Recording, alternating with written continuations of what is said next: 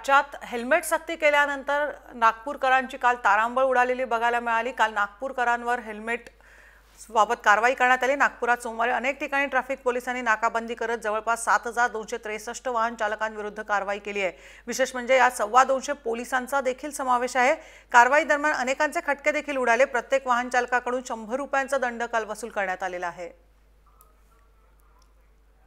आपण बघतो राज्यभरात आता हेल्मेट सक्ती करण्यात आलेली आहे। ठिकठिकाणी कारवाई केली जाते। नागपूरमध्ये सुद्धा काल पोलिसांनी हेल्मेट सक्ती विरोधात आपण बघतोय की कारवाई करायला सुरुवात केलेली आहे। जवळपास 7263 वाहन चालकांविरुद्ध काल ही कारवाई करण्यात आली। यात 225 पोलिसांचा देखील समावेश असल्याचं कळतंय।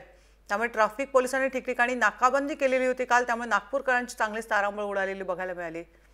विजय दिघे आपल्या प्रतिनिधी आपल्या बरोबर आहेत। विजय, आपण बघतो की जवळजवळ टू व्हीलर वापरणारे अनेक नागपूरमध्ये आहेत। सोयीस्कर सुद्धा पडते टू व्हीलर नागपूरमध्ये, पण आता या सगळ्यांवर आता हेल्मेट सक्ती करण्यात आलेली आहे। कशा प्रकारच्या प्रतिक्रिया उमटतात आणि काल नेमकी कशी कारवाई करण्यात आली?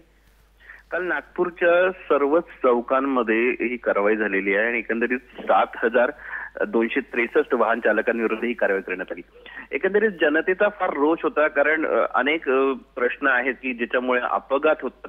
केवळ हेल्मेट याच्यामुळेच, हेल्मेट न घातल्यानेच अपघात होतो असं त्यांचं म्हणणं होतं। कारण अनेक जे कार चालक आहेत ते सीट बेल्ट बांधत नाही। त्याच्यानंतर फुटपाथवर अनेक लोकांनी दुकानात विजय दिघे यांच्याशी आपला संपर्क सध्या होत नाही, मात्र राज्यात हेल्मेट सक्ती केल्याने नागपूरकरांची काल तारांबळ उडालेली बघायला मिळाली।